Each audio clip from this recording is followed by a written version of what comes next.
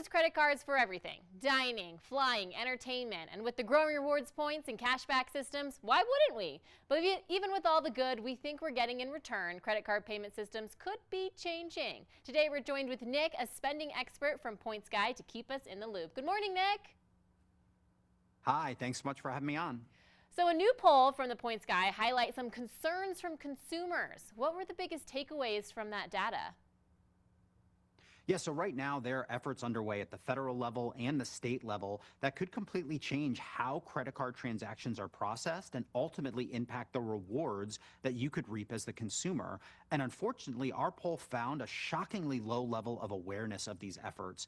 In fact, less than a third of respondents to our poll were even aware that these things were under consideration. But once they were introduced to the potential ramifications of these pieces of legislation, the opposition increased significantly. So more than 4 out of 5 said that they want the payment system to remain exactly as it is with no significant changes. And more than half were concerned about a potential reduction in rewards that they use to support their household's bottom line. So lots of concerns, but unfortunately, a relative lack of awareness of what these things actually mean. Wow, that is kind of shocking. But for our viewers who might not exactly know, let's start with how credit card rewards, like the points and the miles and the cashback, how that works. Well, whenever you use a credit card, whether it's for an online purchase or at a local restaurant or a local merchant, the merchant is charged a small processing fee. This averages about 2%, and it's remained flat for the last decade or so. This processing fee is known as the interchange fee, and it's collected by the issuing bank of your credit card.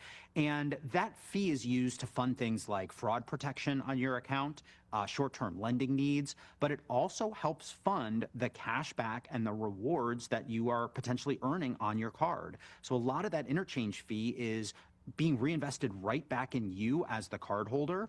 And as some of these proposed pieces of legislation, or one state, the state of Illinois, that actually has already passed such a bill, as these things create added complexity and change the entire ecosystem, that could significantly impact the amount of rewards that you can earn when you use your card on a daily basis. So what would really happen then with these proposed changes? Does that mean they're completely eliminating all of these benefits and kind of things that help the card user? So as of right now, we're not at that point. There are some large-scale federal bills that could significantly impact what that looks like. I think the state of Illinois is probably the most important one to look at because it is the only state as of now that has actually passed a piece of legislation. This one will actually strip out the tax and gratuity portion of a transaction and prohibit interchange from being collected on that portion of the transaction. This means that you would potentially not earn rewards for the entire purchase, but more importantly, it would completely upend how you pay for things if you are traveling to the state of Illinois. So for example, you travel there, see some family, friends, you get a rental car and you have to gas up that rental car before returning it to the airport.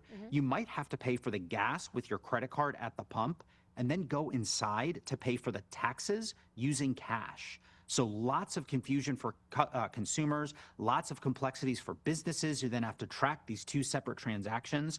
And this is actually set to be implemented as of July 1st of this year and could completely change how these transactions are processed in the state.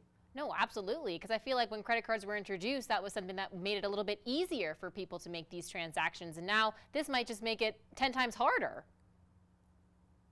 Yeah, exactly. And the worst case scenario, a lot of people, when they think of credit card issuers, they think of those big banks, but there are actually over 9,500 banks in the U.S. that issue credit cards, including a lot of local banks.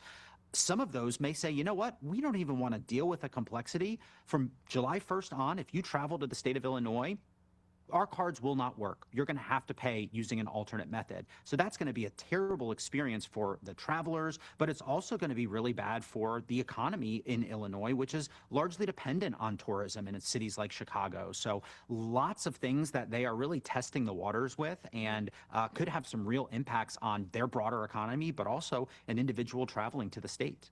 Well, you've definitely shared some news that we can use here, especially in southern Colorado. If people want to learn a little bit more, get some more information, where can they go for that, Nick?